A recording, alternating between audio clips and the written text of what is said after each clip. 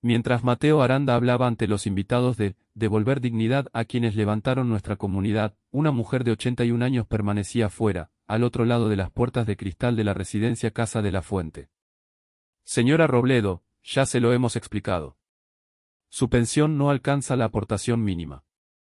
Inés apretó contra la palma un pequeño dedal de plata abollado. No he venido a pedir caridad. El empleado evitó mirarla. Detrás de él, camareros colocaban copas para la cena benéfica. Sobre una pantalla enorme aparecían fotografías de antiguos voluntarios. En una de ellas, mucho más joven, estaba Inés cosiendo manteles para la capilla. Padre Leo, que acababa de llegar para la bendición inaugural, siguió primero la mirada de la anciana y después la de Mateo. Fue entonces cuando ocurrió algo extraño. Mateo vio el dedal. Su discurso se interrumpió apenas un segundo. Nadie más pareció notarlo. Padre Leo sí. ¿Esa mujer estaba invitada?, preguntó. Un responsable respondió con rapidez. Su caso ya ha sido resuelto conforme al procedimiento. Leo observó a Inés, sola bajo el toldo mientras dentro se hablaba de misericordia. Entonces quizá el problema no sea que falte una plaza, dijo. Quizá alguien decidió que una promesa podía dejar de existir. En ese momento, Inés abrió su viejo costurero. Faltaba una fotografía. La fotografía desaparecida no era todavía una prueba. Padre Leo lo sabía. Podía haberse perdido años atrás, haber sido retirada por accidente o no tener ninguna relación con lo que estaba ocurriendo aquella tarde. Pero había algo que sí era concreto. Inés tenía 72 horas para abandonar la habitación que alquilaba en una casa particular. La propietaria necesitaba recuperarla para un familiar, y la anciana ya había entregado casi todos sus ahorros en depósitos, medicamentos y solicitudes que no habían llevado a ninguna parte. Casa de la Fuente era su última posibilidad real de permanecer cerca de su parroquia, de su médico y del cementerio donde descansaba su marido. Sin aquella plaza, tendría que marcharse a más de 100 kilómetros o depender de un alojamiento temporal. Sin embargo, había algo más grave que su futuro inmediato. Durante años, la fundación había recaudado donaciones prometiendo que ninguna persona mayor vinculada a la comunidad quedaría excluida únicamente por falta de dinero. Si esa promesa había sido sustituida en silencio por una cifra mínima de ingresos, la misericordia ya no era una misión. Era una condición de acceso. Padre Leo pidió una sola cosa antes de comenzar la ceremonia. Quiero ver el documento donde se modificaron las plazas solidarias. Mateo tardó demasiado en responder. Hay varios acuerdos posteriores. Es un asunto técnico. Entonces será fácil encontrarlo. A pocos metros, hermana Clara Vives bajó la mirada. Ese gesto inquietó a Leo más que la respuesta de Mateo. Porque si Inés no era un caso aislado, aquella residencia podía estar celebrando su crecimiento sobre decisiones que nadie se había atrevido a revisar.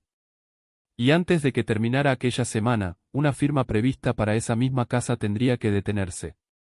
Pero para entender por qué, había que regresar varios años atrás, cuando Inés Robledo todavía creía que aquella puerta también se estaba construyendo para personas como ella. Inés Robledo había cumplido 81 años en febrero y seguía levantándose a las 6:15, aunque ya no tuviera un trabajo al que acudir. Durante más de 4 décadas había sido costurera. Primero en un pequeño taller familiar, después por su cuenta, cuando las fábricas comenzaron a ofrecer prendas más baratas de lo que ella podía cobrar por una reparación. Nunca ganó mucho, pero aprendió a distinguir entre necesitar dinero y necesitar dignidad. Cada mañana calentaba leche en un cazo pequeño, partía una tostada en dos y guardaba una mitad para más tarde. Después abría la caja de costura que había pertenecido a su madre. Seguía aceptando encargos sencillos. Un bajo. Un botón. Una cremallera. A los vecinos mayores casi nunca les cobraba. Si alguien llega hasta aquí con un pantalón roto, decía, probablemente ya tiene suficientes problemas. Su marido, Tomás, había muerto 9 años antes.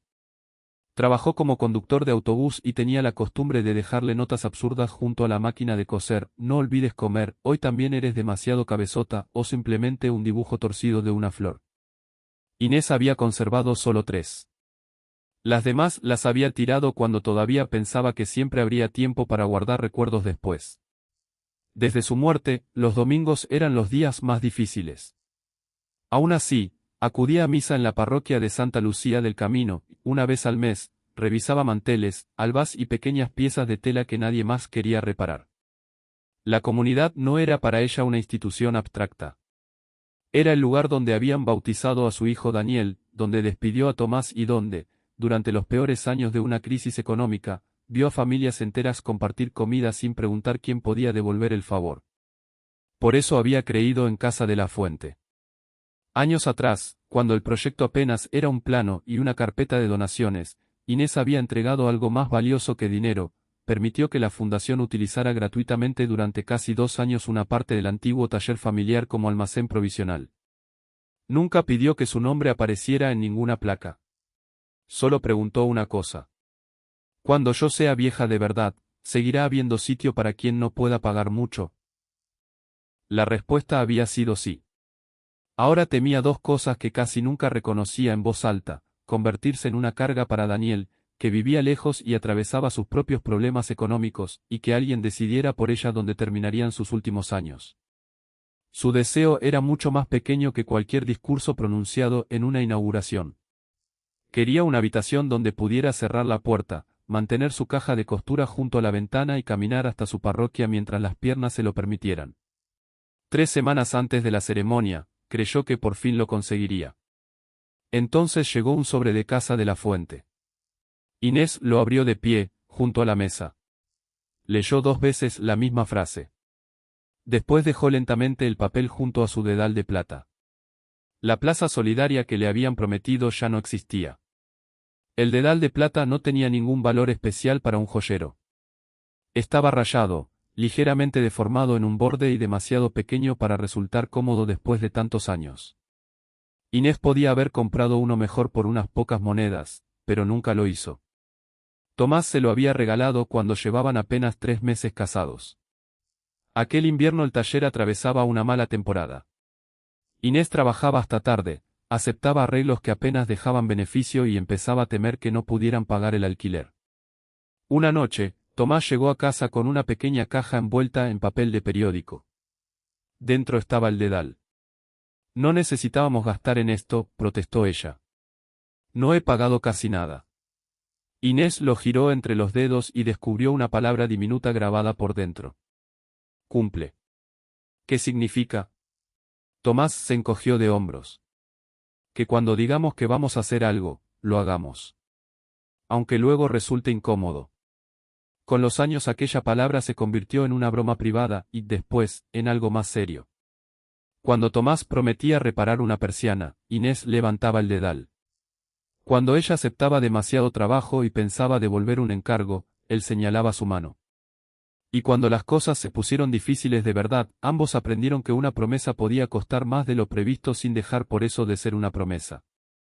Por eso Inés lo conservó después de la muerte de su marido. No porque creyera que el metal guardaba algo sagrado. Lo conservaba porque le recordaba la clase de personas que habían intentado ser. Había otro recuerdo asociado al dedal que casi nunca contaba. Muchos años atrás, durante una temporada especialmente fría, una mujer llamada Elena apareció en el taller con su hijo. Necesitaba trabajo, pero estaba demasiado enferma para mantener un empleo estable. Inés no podía contratarla. Si podía ofrecerles temporalmente la pequeña habitación del fondo que entonces servía para guardar telas. El niño tendría unos 12 años. Era reservado, orgulloso y llevaba un abrigo marrón con una manga abierta desde el codo. Inés se lo cosió aquella misma tarde. Recordaba al muchacho observando el dedal mientras la aguja atravesaba la tela. ¿Por qué pone cumple?, preguntó él. Porque prometer es fácil cuando todavía no cuesta nada. El niño no volvió a preguntar. Meses después, madre e hijo se marcharon. Inés nunca supo qué había sido de ellos. En su caja de costura conservó durante años una fotografía tomada frente al taller. Aparecían Tomás, Inés, varios vecinos, aquella mujer y su hijo. Era precisamente la fotografía que ahora faltaba. La había visto por última vez poco antes de presentar su solicitud en Casa de la Fuente. Inés no sabía quién podía haberla sacado. Tampoco estaba segura de que importara. Sin embargo, el día de la inauguración, cuando Mateo Aranda vio el dedal entre sus dedos, no reaccionó como quien contempla un objeto cualquiera. Dejó de hablar. Solo durante un instante. Después continuó con una sonrisa perfectamente controlada. Inés pensó que había sido casualidad. Padre Leo no, y cuando más tarde le preguntó a Mateo si conocía aquel dedal, el director respondió demasiado deprisa. No. Luego miró la mano de Inés una segunda vez. La solicitud de Inés había comenzado de una manera casi rutinaria. Un martes por la mañana, 3 semanas antes de la inauguración, llegó a casa de la Fuente con una carpeta azul bajo el brazo. Dentro llevaba su documento de identidad, los certificados de su pensión, informes médicos recientes y una copia amarillenta del primer folleto del proyecto. En aquel folleto todavía podían leerse dos palabras que ya no aparecían en la publicidad nueva. Plazas solidarias. La recibió una administrativa llamada Laura Mena. Siéntese, por favor. Inés permaneció de pie hasta terminar de sacar los papeles. Me dijeron que había una plaza disponible. Laura revisó el ordenador. Hay habitaciones disponibles. Otra cosa es que pueda formalizarse su ingreso. Inés frunció el ceño. Eso no lo entiendo. Laura giró ligeramente la pantalla, como si mostrar una tabla pudiera hacer más amable la respuesta. La nueva aportación mínima mensual superaba en casi 300 euros la pensión de Inés. Pero yo solicito una de las plazas solidarias. Laura dejó de teclear. Ese modelo ya no funciona de la misma manera. ¿Desde cuándo? La empleada abrió otro expediente. Ha habido una reorganización. ¿Y dónde está escrito? Laura respiró despacio. No parecía una mujer cruel. Parecía alguien acostumbrado a repetir decisiones ajenas. Señora Robledo, no puedo discutir la política económica de la residencia. No le estoy pidiendo que la discuta. Le estoy preguntando cuándo cambió. En la mesa de al lado, hermana Clara Vives levantó la cabeza. Había reconocido el nombre. Se acercó con una carpeta entre las manos. Inés. La anciana sonrió por primera vez aquella mañana. Clara. Menos mal. Tú conoces el proyecto desde el principio. La religiosa miró los documentos y después a Laura. Está solicitando una plaza social. Está solicitando ingreso, corrigió Laura, pero no alcanza la aportación mínima. Hermana Clara se quedó inmóvil. Su caso debería revisarse. Laura bajó la voz. Ya aparece revisado. Inés lo oyó. ¿Por quién? Ninguna respondió de inmediato. Laura abrió una hoja impresa que estaba dentro del expediente. En la esquina superior aparecía un sello interno de la fundación y una firma electrónica. Inés alcanzó a ver su apellido. También vio una palabra que no comprendió. No apta. ¿Puedo quedarme una copia? Laura puso la mano sobre el documento. Esta hoja es interna. Habla de mí. Lo sé. Entonces habla de mi vida y yo no puedo leerla. Hermana Clara apartó la mirada. Ese fue el primer momento en que Inés sintió miedo de verdad. No por perder una habitación. Por comprender que la decisión ya se había tomado en algún lugar al que ella no podía entrar. Intentó una última propuesta. Puedo aportar algo más durante unos meses. Todavía hago arreglos. Mi hijo también puede ayudarme un poco. Laura negó con la cabeza. No podemos aceptar compromisos inciertos. Inés guardó lentamente los certificados de su pensión. Cuando cedí mi taller tampoco pregunté si vuestra promesa era incierta. Hermana Clara cerró los ojos un instante. Laura no sabía a qué se refería. Antes de que pudiera preguntar, sonó el teléfono de la mesa. La administrativa escuchó durante menos de 20 segundos. Su postura cambió. Sí, señor Aranda. Está aquí. Inés miró hacia Clara.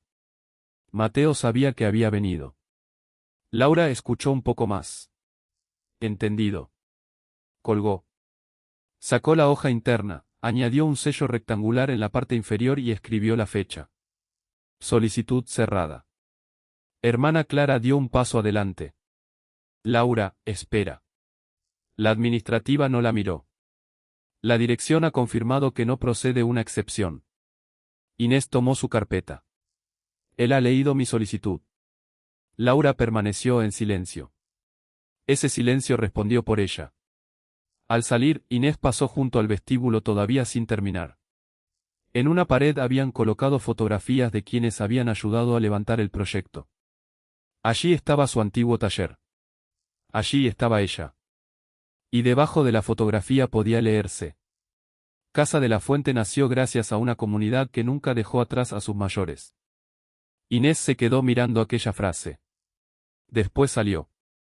Hermana Clara permaneció dentro, con una oportunidad clara de detenerla. No lo hizo. 2 días después de cerrar la solicitud de Inés, la dirección de Casa de la Fuente celebró una reunión interna. No era una reunión extraordinaria. Eso fue precisamente lo que la hizo más inquietante.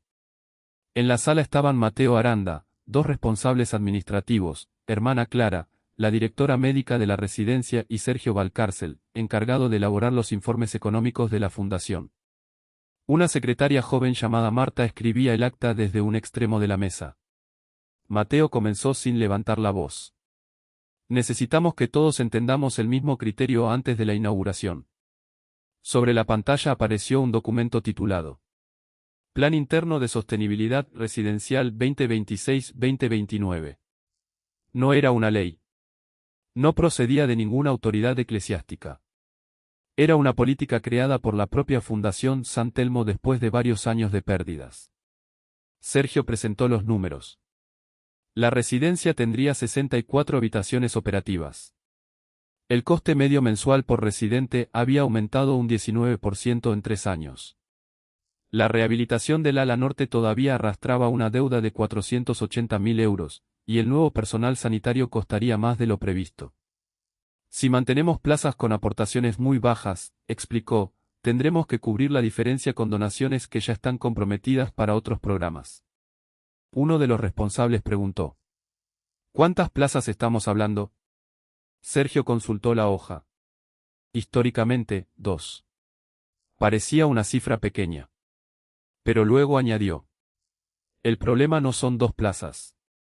El problema es el precedente. Mateo tomó la palabra. Si aceptamos solicitudes por compromisos verbales de hace 10 o 15 años, no podremos aplicar un criterio uniforme. Hermana Clara lo miró. En algunos casos no fueron compromisos verbales. Mateo se volvió hacia ella. ¿Te refieres a Inés Robledo? Clara no respondió de inmediato. Marta dejó de teclear durante un segundo. Me refiero al proyecto original, dijo finalmente. Las plazas solidarias estaban incluidas en los primeros documentos de captación. Sergio abrió otra presentación. Esos documentos describían una intención pastoral, no una obligación financiera permanente. La gente que donó quizá no entendió esa diferencia, replicó Clara. Mateo mantuvo la calma. Y precisamente por eso debemos evitar interpretaciones emocionales. Casa de la Fuente no sirve a nadie si quiebra. Nadie pudo discutir esa frase con facilidad. La residencia daba empleo a 43 personas. Más de 50 mayores ya habían reservado habitación. Había contratos de alimentación, fisioterapia y atención nocturna. Cerrar el centro por falta de fondos no ayudaría a Inés. Ni a nadie. La directora médica intervino. Desde el punto de vista asistencial, necesitamos estabilidad. No podemos admitir personas sin saber si podremos mantener su atención dentro de 6 meses. Mateo asintió. Eso es responsabilidad. Hermana Clara volvió a mirar la pantalla. Algo le molestaba. Quiero ver cuándo se aprobó exactamente la desaparición de las 2 plazas. Sergio pasó a otra hoja. No desaparecieron.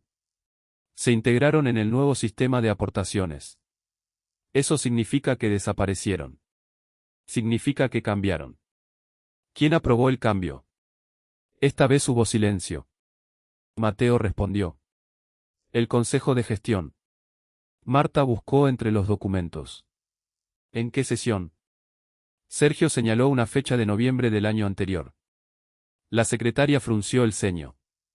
Esa reunión fue sobre la financiación del ala norte. Mateo la miró. También se revisó el modelo residencial. Marta volvió a leer el acta original.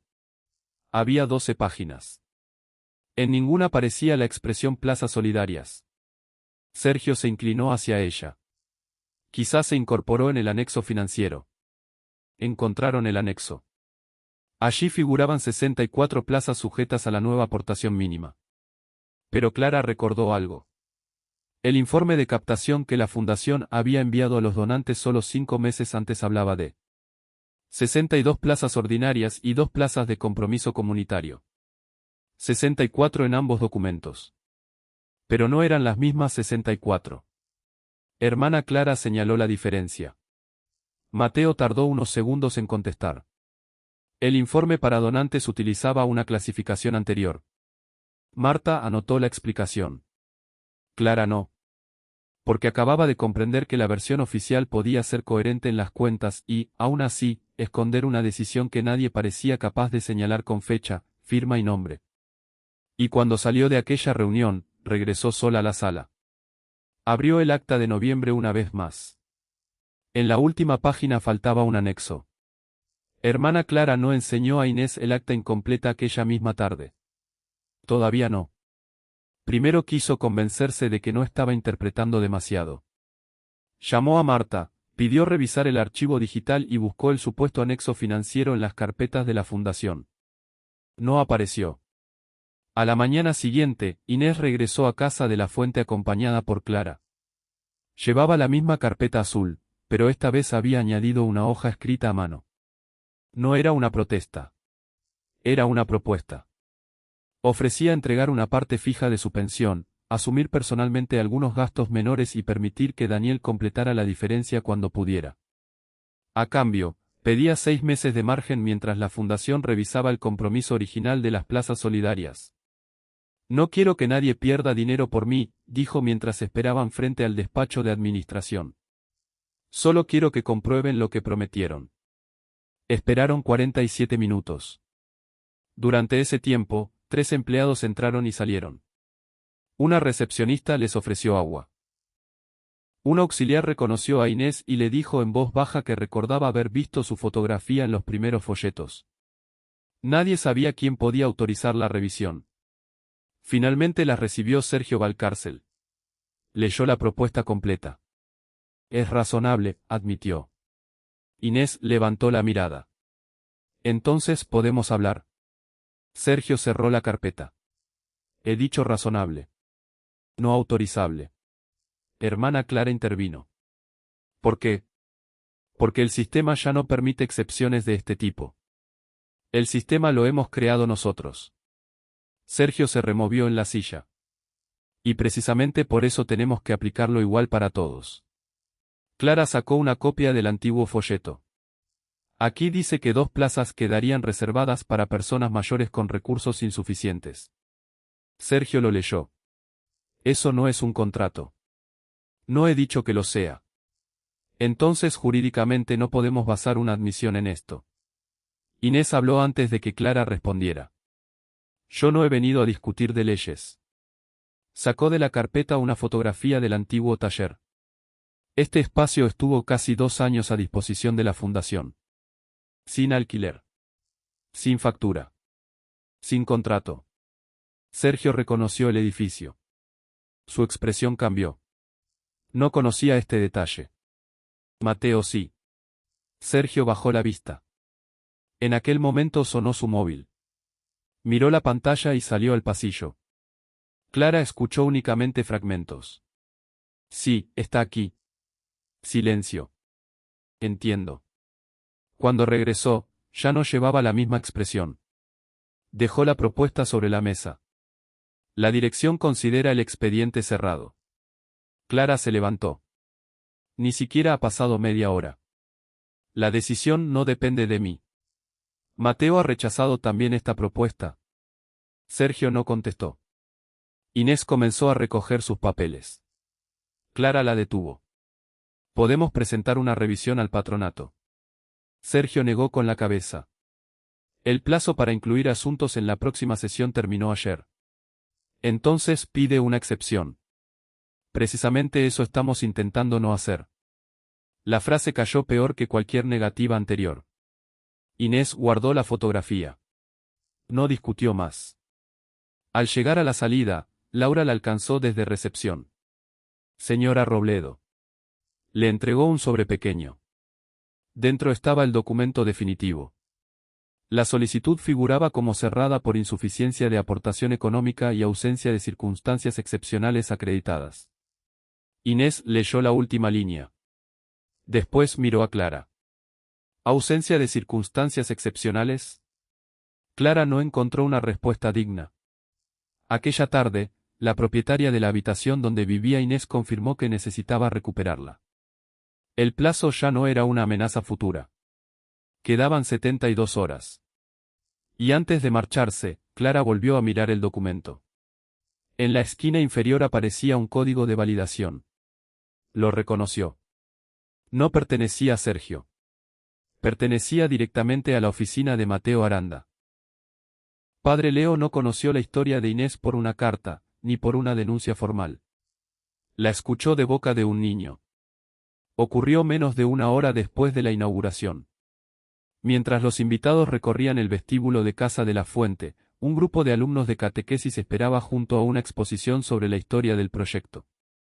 Habían colocado fotografías antiguas, planos, nombres de donantes y objetos relacionados con los primeros años de la fundación. Padre Leo se detuvo frente a una imagen del viejo taller de Inés. A su lado, un niño de unos 9 años señaló la fotografía. Ella es la señora que estaba fuera. Leo miró hacia donde señalaba. ¿La conoces? Arregla la túnica de mi hermano cuando se rompe. El niño volvió a observar la fotografía. Si ella ayudó a hacer esto, ¿por qué no puede entrar? Una catequista se acercó enseguida. Álvaro, no molestes. Padre Leo levantó una mano. No molesta. Miró otra vez la imagen. En la fotografía aparecía Inés muchos años más joven, delante de un taller lleno de cajas. Junto a ella había varias personas de la comunidad. Una parte del borde derecho estaba rasgada. Como si alguien hubiera arrancado a una persona de la imagen. Padre Leo recordó la caja de costura de Inés y la fotografía que faltaba. No era suficiente para sacar ninguna conclusión. Pero ya eran 2 ausencias alrededor de la misma historia. Buscó a hermana Clara. La encontró en un pasillo lateral supervisando la entrada de varios residentes. Hermana, necesito hacerle una pregunta concreta. Clara se tensó. Claro. ¿Existieron 2 plazas solidarias en el proyecto original? La respuesta tardó. Sí. ¿Existen hoy? No de la misma manera. Leo mantuvo la mirada. Eso no responde a mi pregunta. Clara respiró despacio. No. ¿Sabe quién decidió eliminar esa condición? Se habló en varias reuniones. ¿Quién lo aprobó? Clara miró hacia el salón principal. Mateo conversaba con 2 representantes de una fundación privada. Padre, quizá este no sea el mejor momento. Eso tampoco responde. Clara bajó la voz. Hay problemas económicos reales. Si esto se interpreta como una promesa incumplida, puede afectar al acuerdo que estamos a punto de cerrar. ¿Cuándo se firma? Esta semana. Padre Leo observó a Mateo desde lejos. Después recordó el instante en que el director había visto el dedal de Inés. Mateo conoce personalmente a la señora Robledo. Clara negó con demasiada rapidez. Que yo sepa, no. ¿Y por qué su oficina validó directamente el rechazo? Esta vez Clara no contestó. Leo ya sabía que Inés había intentado apelar. Sabía que la decisión había subido hasta la dirección. Y sabía que en los documentos antiguos aparecían 2 plazas que ahora nadie podía explicar exactamente cuándo habían desaparecido. Todavía no sabía si había engaño. Podía haber desorden. Mala gestión. Una interpretación equivocada. Incluso una necesidad económica legítima resuelta de la peor manera. Uno de los asesores que acompañaba a Padre Leo se acercó. Deberíamos mantenernos al margen hasta tener más información. Una intervención precipitada puede convertir un problema administrativo en un escándalo. Leo asintió. Tiene razón en una cosa. El asesor esperó. Nos falta información. Sacó del bolsillo una pequeña libreta. Por eso no voy a intervenir todavía. Miró de nuevo la fotografía rasgada. Primero quiero saber quién autorizó el cambio, cuándo se hizo y qué documento lo respalda. Quiere que pidamos un informe a la fundación. Padre Leo cerró la libreta. No todavía. Si la versión oficial era correcta, los documentos lo demostrarían. Y si no lo era, avisar primero a quienes habían tomado la decisión solo les daría tiempo para ordenar una historia. Aquella misma tarde, Padre Leo pidió acceso discreto a 3 cosas. El acta original del proyecto. Los registros de las reuniones del Consejo. Y el expediente completo de Inés Robledo. Antes de marcharse, volvió una última vez frente a la fotografía antigua. En el reverso, alguien había escrito a lápiz una fecha y 4 nombres. El quinto había sido borrado. Padre Leo comenzó por las fechas. No por las intenciones. Pidió 2 copias separadas del expediente de Casa de la Fuente, la conservada por la Residencia y la archivada en la oficina administrativa de la Fundación San Telmo. A primera vista eran iguales. El proyecto original contemplaba 64 habitaciones. 2 figuraban como plazas de compromiso comunitario, destinadas a personas mayores sin recursos suficientes. Años después, el plan de sostenibilidad mostraba 64 plazas sometidas a una aportación mínima. El número no había cambiado. La condición sí. Necesito la reunión en la que ocurrió ese cambio, dijo Padre Leo. Marta, la secretaria encargada de las actas, abrió el archivo digital. Según dirección, fue en noviembre. No quiero, según dirección. Quiero la primera vez que aparece por escrito. Buscaron hacia atrás. Noviembre. Octubre. Septiembre. En ningún acta se votaba la eliminación de las 2 plazas. Marta comenzó a inquietarse. Puede haber una resolución económica aparte. Busquémosla. La encontraron en contabilidad. Era una hoja de reclasificación presupuestaria firmada electrónicamente por Sergio Valcárcel. En ella, el pequeño fondo destinado a cubrir la diferencia económica de las plazas solidarias había sido trasladado al presupuesto de rehabilitación del ala norte. Padre Leo señaló la fecha.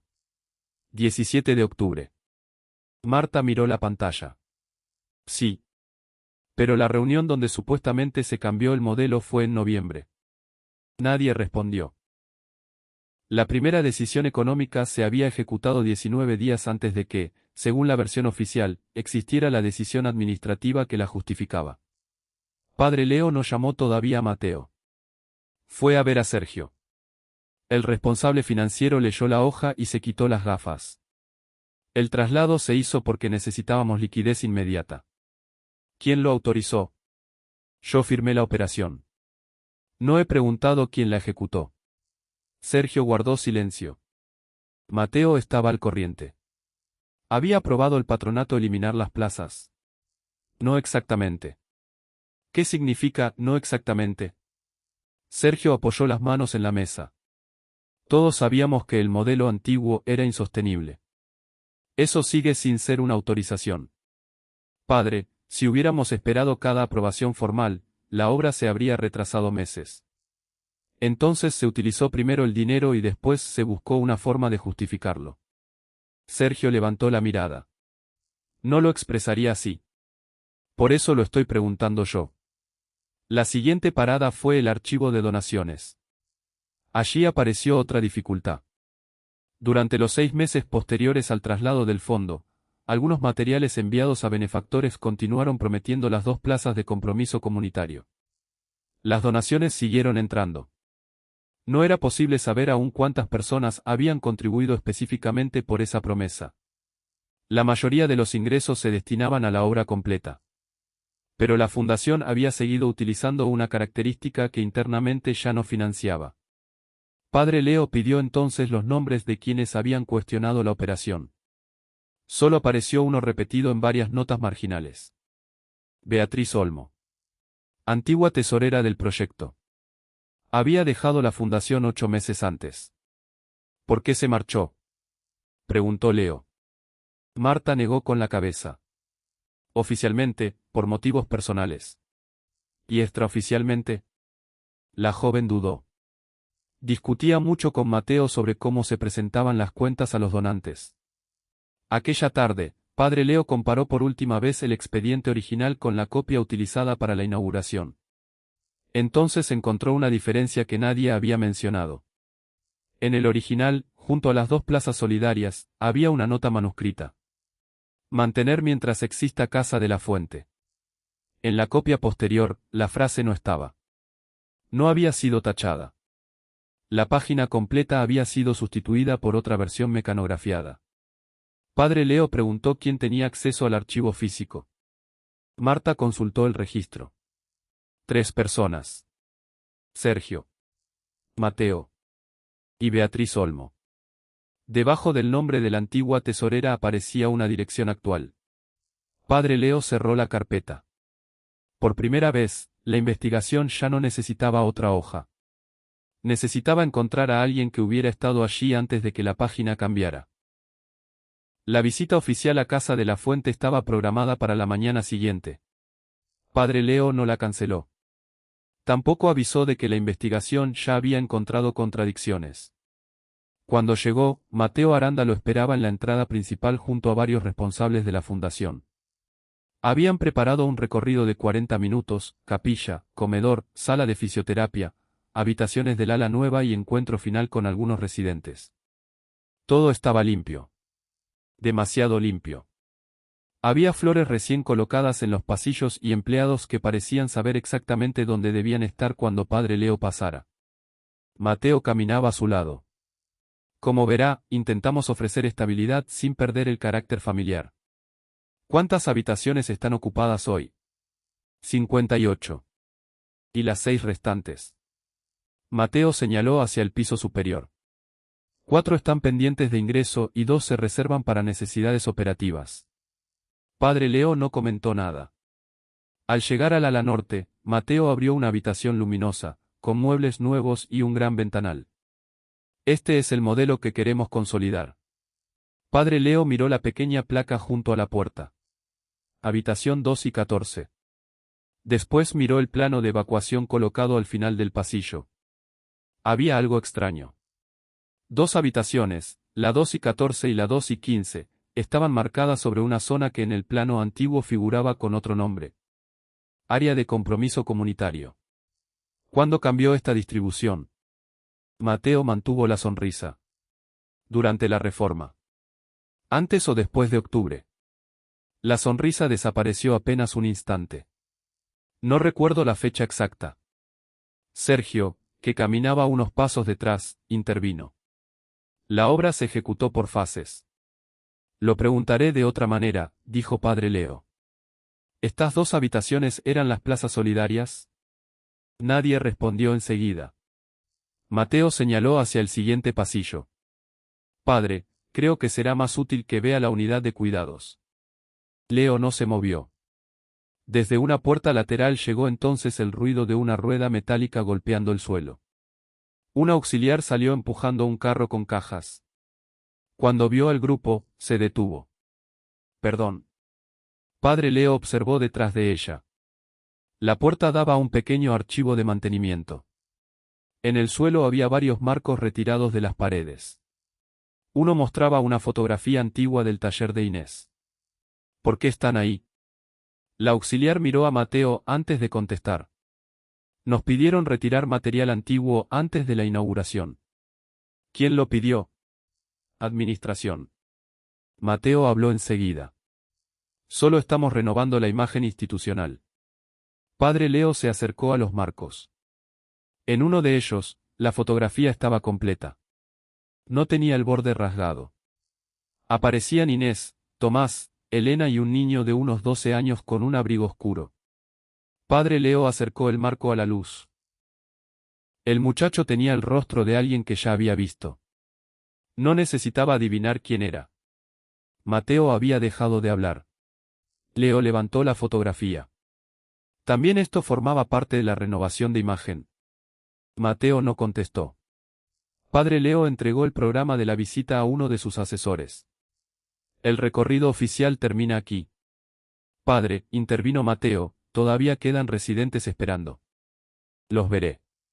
Leo señaló la puerta lateral. Pero primero quiero saber qué más decidieron retirar antes de que yo llegara. Y, sin esperar permiso, entró en el archivo. Padre Leo fue a ver a Inés aquella misma tarde. No llevó periodistas, ni responsables de la fundación, ni una comitiva. Solo lo acompañó una asistente social que conocía la situación de vivienda de la anciana y que se quedó esperando en el pasillo.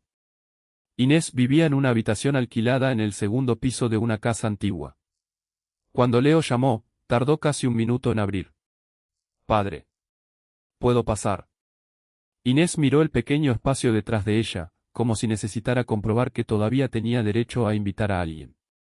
Después se apartó. «Mientras siga siendo mi habitación». La frase no llevaba ironía. Eso la hizo más dura. Dentro hacía frío. Una ventana estrecha dejaba entrar la última luz de la tarde. Sobre una silla había dos blusas dobladas, y junto a la cama descansaban tres cajas cerradas con cinta adhesiva. Inés ya estaba haciendo las maletas. Padre Leo no se sentó hasta que ella señaló una silla. Era baja. Él quedó casi a la misma altura que ella. Sobre la mesa había una taza con una grieta fina, una caja de medicamentos y el viejo costurero. Durante unos segundos ninguno habló. Leo esperó. Inés fue la primera. Supongo que ya sabe lo de la residencia. Sé lo que dicen los documentos. No es lo mismo. Por eso he venido. Inés lo observó con atención. ¿Qué quiere preguntarme? Padre Leo no abrió su libreta. ¿Qué le prometieron exactamente? Ella pensó antes de responder. Que mientras existiera Casa de la Fuente habría dos plazas para personas mayores de la comunidad que no pudieran pagar la tarifa completa. ¿Quién se lo dijo? Varias personas. Pero Mateo estaba allí en algunas reuniones. Leo levantó ligeramente la mirada. ¿Mateo Aranda? Sí. Le prometió una plaza personalmente. Inés negó con la cabeza. No exactamente. Y no quiero que pongan palabras en su boca que no dijo. Padre Leo asintió. Aquello importaba. Inés no estaba intentando mejorar su historia. Solo quería contarla bien. Entonces, ¿por qué creyó que esa promesa también podía aplicarse a usted? La anciana abrió el costurero. Sacó el dedal de plata. Se lo colocó lentamente. Porque nunca dijeron que aquellas plazas fueran para otros pobres. Dijeron que serían para cualquiera de nosotros si llegaba el día. Padre Leo miró el dedal. Era la segunda vez que aquel objeto aparecía ante él. ¿Quién grabó la palabra? Tomás. Inés sonrió apenas. Mi marido tenía la mala costumbre de recordarme mis propias promesas. Leo señaló el interior. Cumple. Sí. Inés retiró el dedal y lo dejó entre ambos.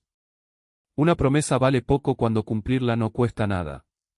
Padre Leo permaneció en silencio. Aquella frase ya la había escuchado, de otra manera, en una historia diferente. Miró las cajas. ¿Qué va a hacer si dentro de 3 días no tiene habitación? Daniel quiere que vaya con él. ¿Y usted?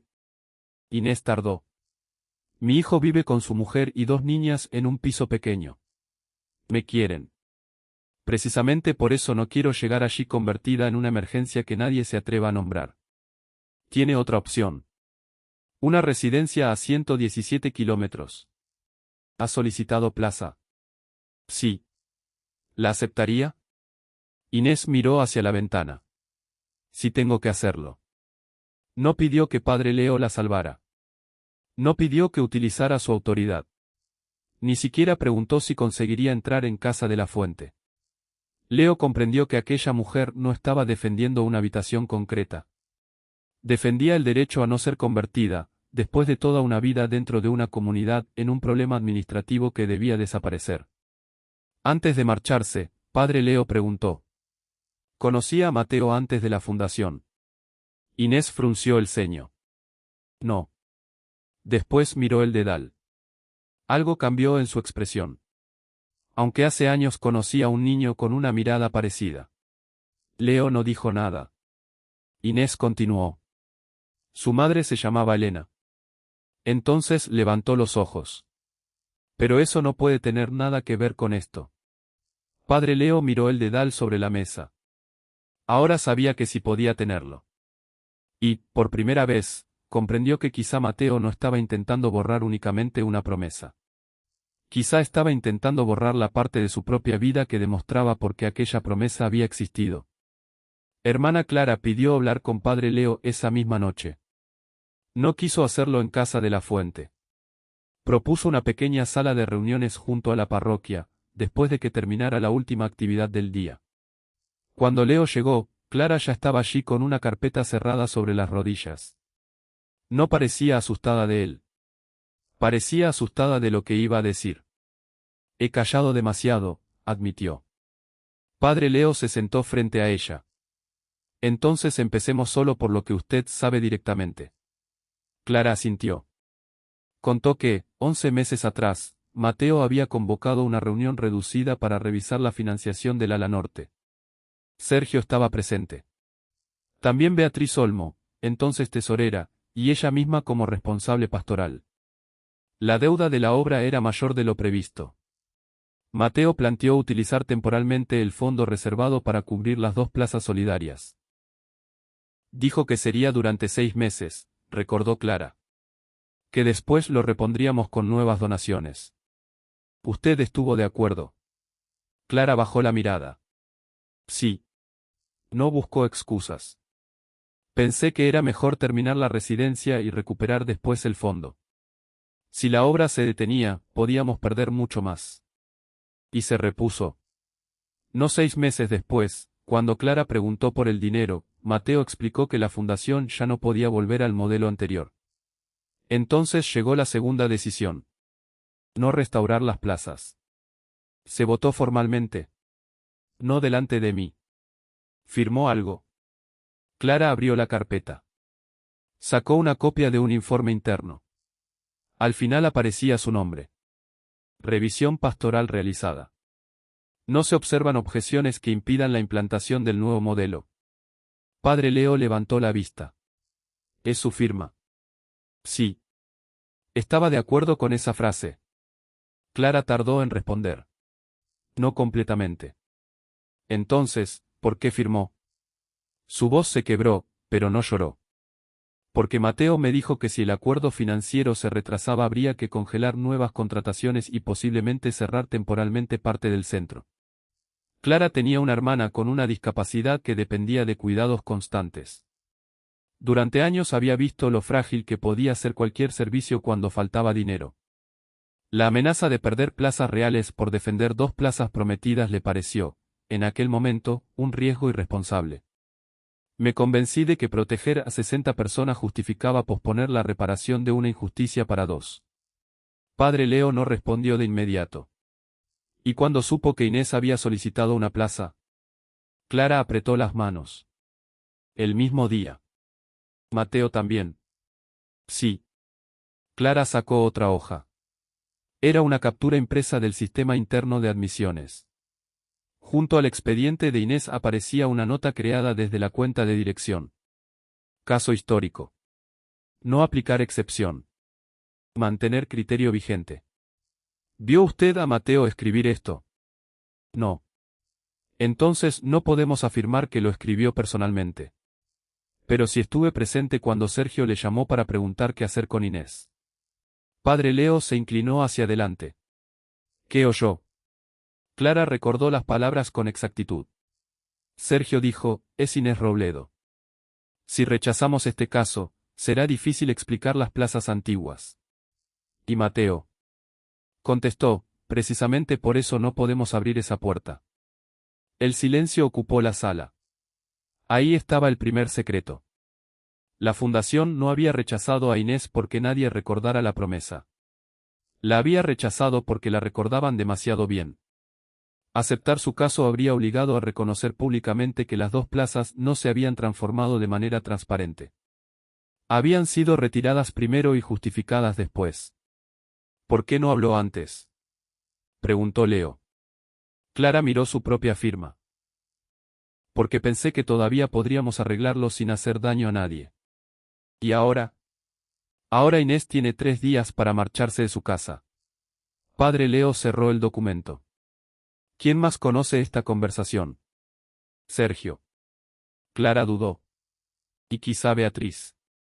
¿Por qué quizá? Porque la noche en que dejó la fundación me dijo una frase que entonces no entendí. ¿Cuál? Clara levantó los ojos. Cuando Mateo empiece a borrar el origen de esta casa, buscad lo que falta en las fotografías. En ese momento sonó su móvil. Clara miró la pantalla.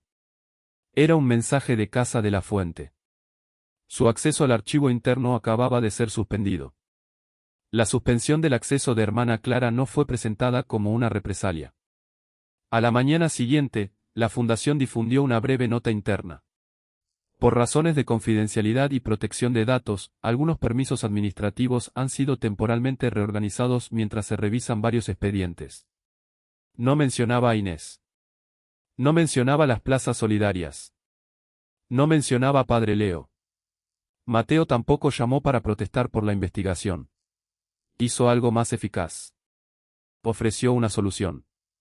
A las 10:20, Sergio entregó a Padre Leo una propuesta aprobada por la dirección.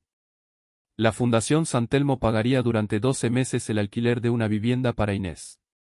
Cubriría también los gastos básicos de adaptación y una parte de la asistencia domiciliaria. Además, durante la cena benéfica se anunciaría que una de las salas comunes de Casa de la Fuente llevaría su nombre, en reconocimiento a su contribución histórica. Sergio dejó el documento sobre la mesa. Esto resuelve su problema inmediato. Padre Leo lo leyó completo. Era generoso. Incluso prudente. Inés podría permanecer cerca de su parroquia sin depender de su hijo. La fundación evitaría modificar el nuevo sistema de financiación. Y nadie tendría que discutir públicamente cómo habían desaparecido las dos plazas antiguas. ¿Quién redactó esto? Preguntó Leo. Dirección. Mateo. Sergio asintió. Cree que podemos reparar el daño sin poner en riesgo la residencia. Padre Leo llevó la propuesta a Inés. Ella leyó despacio. No reaccionó al dinero. Se detuvo únicamente cuando llegó al nombre de la sala. ¿Quieren poner mi nombre en una pared? Sí. Y devolver las dos plazas. No aparece aquí. Inés dobló el documento. Entonces no han entendido nada. Podría aceptar la vivienda y seguir reclamando una revisión. Ella negó con la cabeza. Si acepto esto como solución, dentro de un año otra mujer llegará con una pensión como la mía y le dirán que no hay sitio. Miró a Padre Leo. No necesito mi nombre en una pared donde alguien como yo ya no puede vivir. Padre Leo guardó silencio. Aquella frase definía el problema mejor que cualquiera de los informes. La oferta reparaba una consecuencia. No reparaba la decisión que la había producido. Mientras tanto, Mateo movía otras piezas. Beatriz Olmo no respondía al teléfono. Sergio informó de que algunos documentos antiguos serían trasladados a un archivo externo por seguridad. Hermana Clara fue sustituida temporalmente en varias reuniones. Y aquella misma tarde, la fundación confirmó que la firma del nuevo acuerdo financiero se adelantaría. Ya no sería a final de semana. Sería al día siguiente. El contrato garantizaba 5 años de financiación estable, pero exigía que las habitaciones del ala norte quedaran vinculadas al modelo ordinario de aportación. Si se firmaba, recuperar las dos plazas solidarias implicaría renegociar todo el acuerdo. Uno de los asesores de Padre Leo estudió las cláusulas. Si quieren cerrar esta discusión, este contrato es la manera perfecta. Leo miró el reloj. Menos de 24 horas. Entonces llegó un mensaje desde un número desconocido. Solo contenía una frase. Beatriz no ha desaparecido. Está esperando que alguien encuentre la fotografía completa. Debajo había una dirección. Padre Leo reconoció la calle. Era la misma donde, décadas atrás, había estado el taller de Inés. La dirección del mensaje llevó a Padre Leo hasta una pequeña imprenta cerrada desde hacía años. La persiana estaba bajada hasta la mitad. Dentro lo esperaba Beatriz Olmo. Había sido tesorera de la fundación durante casi 9 años. Ahora trabajaba por su cuenta llevando cuentas para pequeños comercios. Sobre una mesa metálica había una carpeta, una memoria USB y una fotografía antigua protegida entre dos láminas de plástico. Pensé que tardaría más, dijo. Padre Leo no tocó nada. ¿Por qué no vino usted directamente? Beatriz sonrió sin humor. Porque ya lo intenté una vez. Le explicó que, antes de abandonar San Telmo, había pedido formalmente que se repusiera el fondo de las dos plazas solidarias. Mateo se negó. No porque negara el origen del compromiso.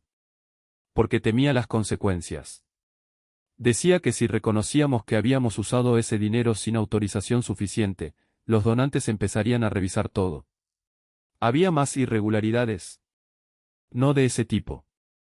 Pero había decisiones apresuradas, obras por encima del presupuesto y demasiadas promesas hechas antes de saber cuánto costarían.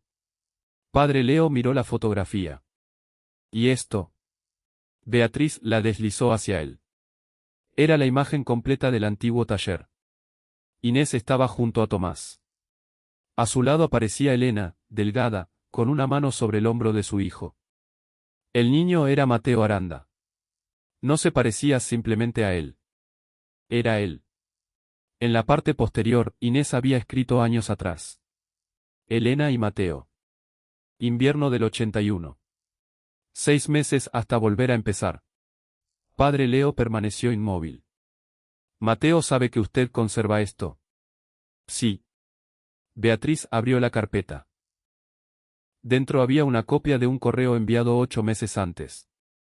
Mateo le pedía retirar del material público varias fotografías antiguas del taller porque, según escribió, confundían la narrativa institucional actual. Beatriz había respondido preguntando por qué aquella imagen en particular debía desaparecer. Mateo contestó solo una vez. Porque esa historia no pertenece al proyecto. Padre Leo volvió a mirar al niño del abrigo roto. Ahora entendía la reacción ante el dedal. También entendía por qué Mateo había cerrado personalmente el expediente de Inés. Pero todavía faltaba una pregunta. ¿Él le contó alguna vez qué ocurrió allí? Beatriz negó con la cabeza. No. Me lo contó Elena. La conoció. Poco antes de morir. La madre de Mateo había explicado que, después de perder su empleo y enfermar, ella y su hijo estuvieron semanas pasando de una habitación prestada a otra. Inés les permitió vivir en el fondo del taller. No pidió documentos. No pidió garantías. Solo les pidió que ayudaran cuando pudieran y que no se marcharan sin despedirse. Fue también Inés quien convenció a un conocido para que diera trabajo a Elena cuando se recuperó. Aquel cambio permitió que madre e hijo empezaran de nuevo. Mateo construyó gran parte de su vida diciendo que nadie debería depender de favores, dijo Beatriz. Él lo llamaba dignidad. Eso no es necesariamente malo. No. Hasta que empezó a confundir dignidad con no deber nada a nadie. Padre Leo entendió entonces la herida que Mateo había convertido en doctrina. Había crecido odiando la sensación de necesitar ayuda. Después convirtió Casa de la Fuente en una organización que debía ser fuerte, solvente, impecable. Sin depender de gestos inciertos. Sin excepciones. Sin deudas morales. El problema era que, para proteger esa visión, había eliminado precisamente el tipo de misericordia que una vez sostuvo su propia vida. Beatriz señaló otra hoja. Era una nota manuscrita por Mateo, escrita durante la discusión sobre el fondo. No podemos construir el futuro sobre favores del pasado. Padre Leo leyó la frase 2 veces. Ahí estaba la verdad completa. Mateo no había robado el dinero para enriquecerse. No había querido expulsar a Inés por odio. Había intentado proteger una obra buena de la fragilidad que él mismo había conocido de niño. Y en ese esfuerzo eligió mal. Utilizó un fondo comprometido sin autorización clara. Permitió que la promesa siguiera apareciendo ante donantes. Reescribió el origen del proyecto. Y cuando Inés apareció, en lugar de reparar la contradicción, cerró la puerta. Beatriz guardó silencio. ¿Va a destruirlo? Padre Leo negó con la cabeza. No. ¿Entonces qué hará?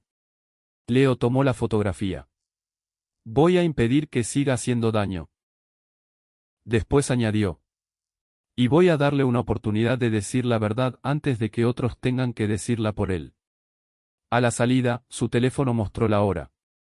La firma del acuerdo sería al día siguiente. Mateo todavía creía que padre Leo investigaba una mala decisión financiera.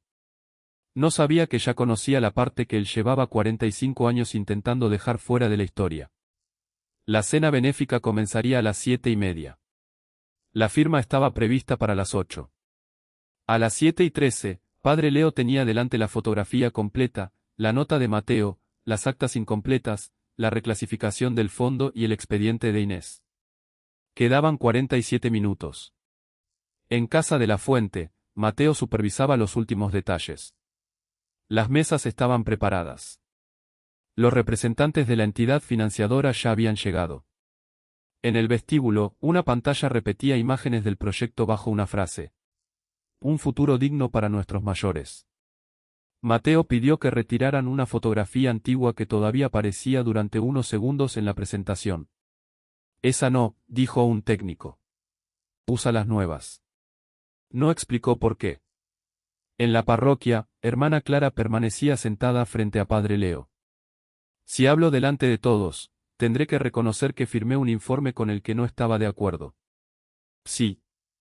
Puede que me aparten definitivamente de la residencia. También es posible. Clara esperaba consuelo. Leo no se lo dio. Pero nadie va a pedirle que cargue con decisiones que no fueron suyas.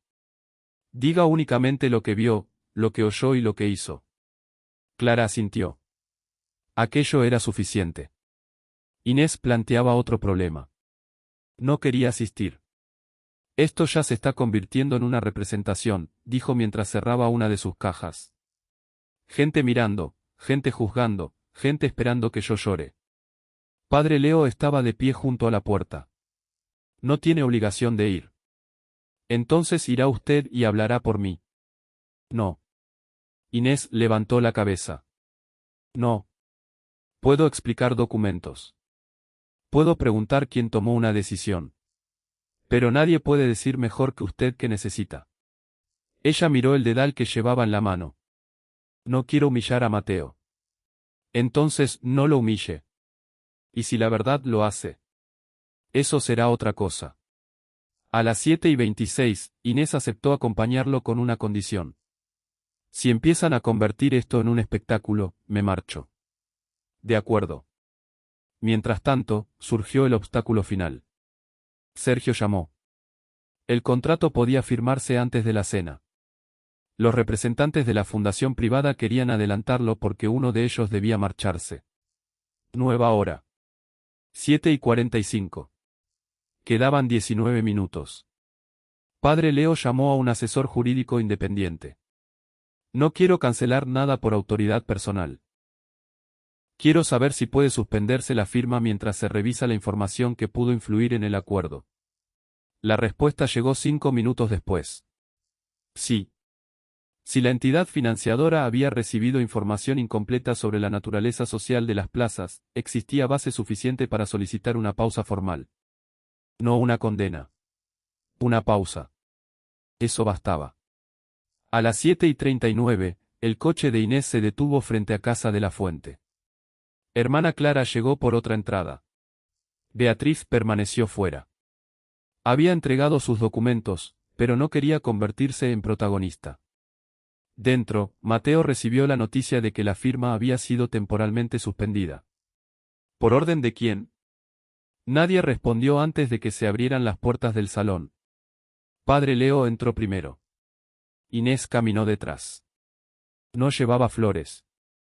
No llevaba el antiguo folleto. Solo su caja de costura. Los invitados dejaron de hablar. Mateo miró a Inés. Después miró la caja.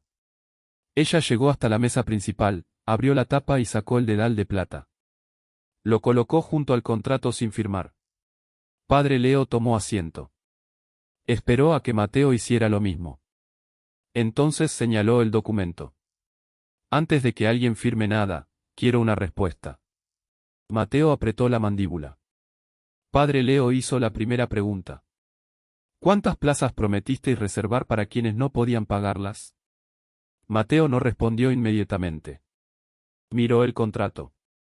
Después miró a los representantes de la entidad financiadora, a hermana Clara, a Sergio y por último, a Inés. El proyecto ha pasado por varias fases, dijo. Las condiciones iniciales no pueden interpretarse sin tener en cuenta la evolución económica de la residencia. Padre Leo mantuvo la voz baja. No he preguntado por las fases. Mateo apretó los labios. 2. Nadie se movió. 2 plazas, repitió Padre Leo. ¿Dónde están? Mateo respiró hondo. Se integraron en el nuevo modelo residencial. Padre Leo abrió el expediente original. Aquí dice que quedarían reservadas para personas que no pudieran asumir la tarifa completa. Colocó después el plan de sostenibilidad sobre la mesa. Aquí las 64 plazas exigen la aportación mínima. Pasó una tercera hoja. Y aquí el fondo que cubría esas 2 plazas fue trasladado a las obras del ala norte 19 días antes de la reunión en la que, según vuestra versión, se decidió cambiar el modelo. Mateo miró a Sergio. Sergio no apartó la vista. Necesitábamos terminar la obra, dijo Mateo. ¿Quién autorizó utilizar ese fondo? La dirección asumió la responsabilidad. Padre Leo no cambió la expresión. ¿Quién? Mateo comprendió que ya no había espacio para una respuesta colectiva. Yo. La palabra quedó suspendida entre las copas sin utilizar.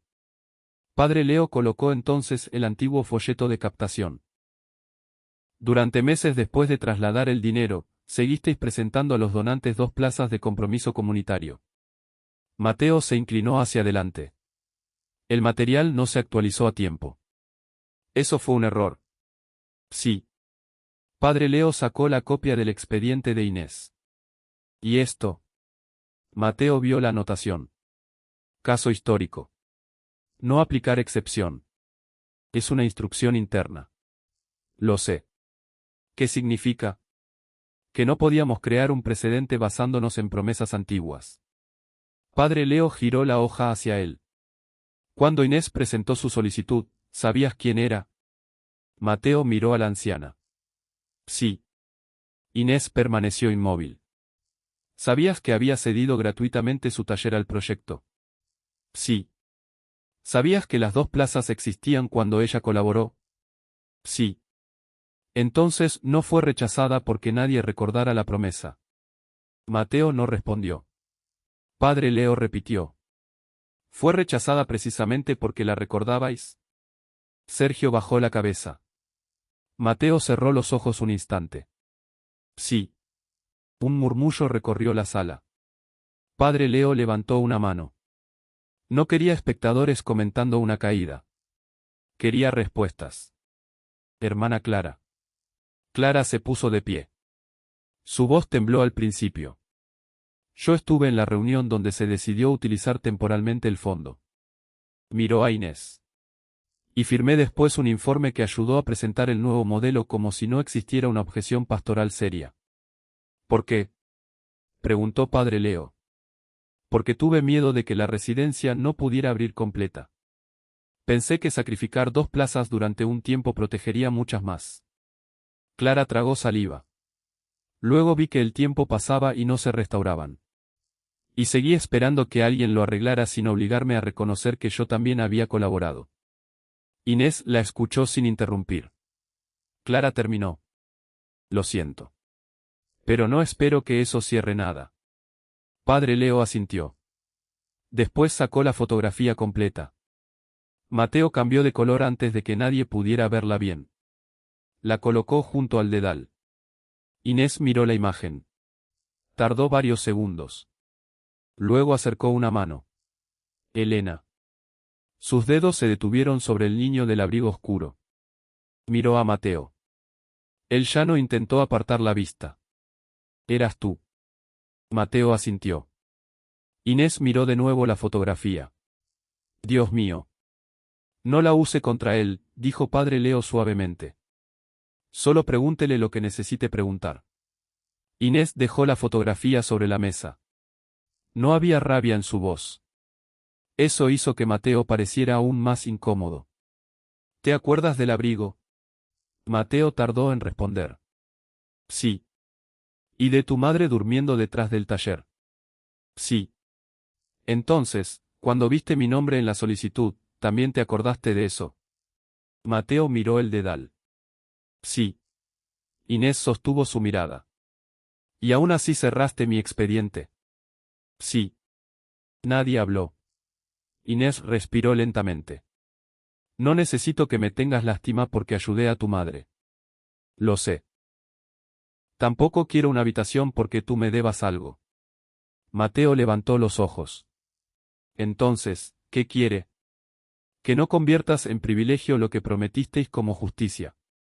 Inés señaló el contrato. A ti te abrió una puerta alguien que no preguntó primero cuánto podías pagar. Y ahora diriges una casa donde la primera pregunta es cuánto puede aportar la persona que llega. Mateo apretó ambas manos contra la mesa. Yo no quería construir otra organización dependiente de favores. Padre Leo habló. Explícalo. Mateo miró a todos, pero ya no hablaba para convencerlos. Mi madre pasó años agradeciendo cosas que necesitaba para sobrevivir. Comida.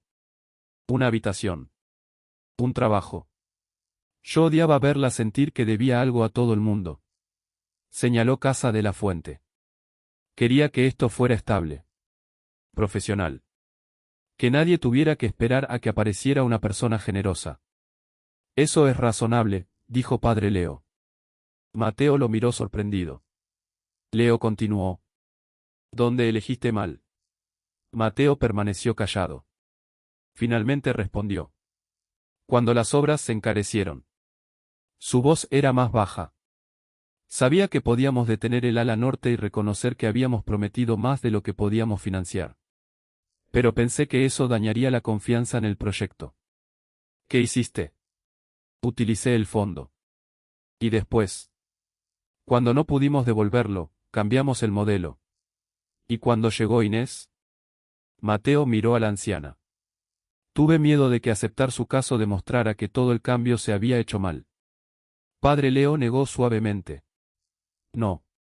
Mateo frunció el ceño. No. Demostraría que una decisión se había hecho mal. Leo señaló a los residentes visibles tras las puertas del salón. Convertiste una decisión equivocada en algo más grande porque empezaste a proteger tu obra de la verdad. Nadie se movió. Padre Leo miró el dedal. Una casa dedicada a la dignidad no puede conservar su misión expulsando de ella el precio de cumplir su palabra. Mateo bajó la cabeza. Padre Leo cerró el contrato. La firma queda suspendida. Uno de los representantes financieros se levantó. ¿Hasta cuándo? Hasta que se revise qué se prometió, qué se modificó y quién resultó perjudicado. Luego miró a Mateo. Y desde este momento, ninguna solicitud vinculada a las antiguas plazas podrá cerrarse. Inés recogió lentamente el dedal. La decisión ya no dependía de una disculpa. Por primera vez, algo concreto acababa de detenerse. La suspensión del contrato fue solo el primer paso. Padre Leo dejó claro desde el principio que detener una firma no equivalía a reparar lo ocurrido. A la mañana siguiente se reunió un equipo independiente formado por una auditora externa, una trabajadora social, un representante del patronato que no había participado en las decisiones anteriores y una asesora jurídica. La primera medida fue inmediata. Ninguna de las antiguas plazas de compromiso comunitario podría convertirse en plaza ordinaria hasta terminar la revisión. La segunda fue más difícil. Había que decidir qué hacer con Inés. Mateo propuso que ingresara aquel mismo día. Padre Leo negó con la cabeza. No como favor. La trabajadora social revisó el expediente desde el principio, aplicando las condiciones originales del programa. Inés cumplía los requisitos. No porque hubiera ayudado a construir Casa de la Fuente. No porque conociera a Mateo. No porque Padre Leo estuviera allí. Los cumplía por derecho. 2 días después, Inés recibió la resolución. Admisión aprobada en plaza de compromiso comunitario. Leyó el documento de pie. Luego preguntó. ¿Y la otra plaza? La auditora respondió. También se restituye. Inés asintió. Entonces ahora sí estamos hablando de una solución. Pero la revisión no terminó allí. Los registros de los 6 años anteriores mostraron que 7 personas habían solicitado ayuda bajo criterios relacionados con aquellas plazas. 3 ya habían encontrado otras residencias. Una había muerto. Las otras 3 seguían vivas. Todas serían contactadas. No se prometió que recibirían automáticamente una habitación. Se prometió algo más básico. Que sus casos serían revisados como debieron serlo desde el principio. Hermana Clara pidió corregir personalmente el informe que había firmado. La nueva versión incluía una frase que antes había callado. La modificación del modelo se realizó sin garantizar la continuidad efectiva del compromiso social original. Su firma volvió a aparecer debajo. Esta vez sin reservas ocultas. Mateo entregó su puesto ejecutivo mientras el patronato evaluaba sus responsabilidades. Pero no desapareció. Durante 12 meses quedó excluido de decisiones financieras, captación de fondos y contratación. 2 tardes por semana debía trabajar en admisiones junto al equipo social. No para decidir quién entraba. Para escuchar. Además, tendría que participar en la revisión de todos los expedientes afectados por las antiguas plazas y firmar personalmente las comunicaciones donde se reconociera cualquier error cometido durante su gestión. Todo bajo supervisión externa. Mateo leyó las condiciones en silencio. Esto es un castigo. Padre Leo respondió. Es responsabilidad. Podrían simplemente apartarme. Eso sería más fácil. Mateo entendió. Había pasado años tomando decisiones lejos de las personas que recibían sus consecuencias. Ahora tendría que mirar sus nombres. Escuchar sus historias. Y ayudar a reparar, caso por caso, el mismo tipo de daño que había contribuido a crear. Una semana después, llegó el día del ingreso de Inés. No hubo fotógrafos. No hubo placa. No hubo discurso. La habitación era pequeña, con una ventana orientada hacia el jardín interior. Inés colocó la caja de costura junto a la luz. Después salió al pasillo. Mateo esperaba allí con una carpeta. En la pared, junto a las habitaciones 2 y 14 y 2 y 15, todavía estaban las placas nuevas del modelo ordinario. La dirección había decidido sustituirlas. Pero Inés señaló una de ellas. No la quites tú solo. Mateo la miró. ¿Por qué? Porque tú no fuiste el único que permitió esto. Hermana Clara se acercó. También Sergio. Entre los 3 retiraron las placas. Debajo colocaron una sola inscripción sencilla. Plazas de compromiso comunitario. Sin nombres. Sin homenajes. Sin convertir a Inés en símbolo de la fundación. Ella observó el cambio y después abrió la mano. El dedal de plata descansaba en su palma. Mateo lo reconoció. Inés no se lo entregó. Solo lo sostuvo entre ambos. Cumplir no borra lo que hiciste. Mateo asintió. Lo sé. Pero puede impedir que lo repitas. Por primera vez desde que comenzó aquella historia, nadie necesitó añadir nada más. 6 meses después, Casa de la Fuente no era una institución perfecta. Seguía teniendo listas de espera. Seguía habiendo familias que no entendían por qué una plaza tardaba tanto. Seguían existiendo decisiones difíciles, presupuestos limitados y conversaciones incómodas. Pero algunas cosas habían cambiado. Las 2 plazas de compromiso comunitario aparecían ya en todos los documentos con la misma definición. Sin letra pequeña. Sin interpretaciones distintas según quien preguntara.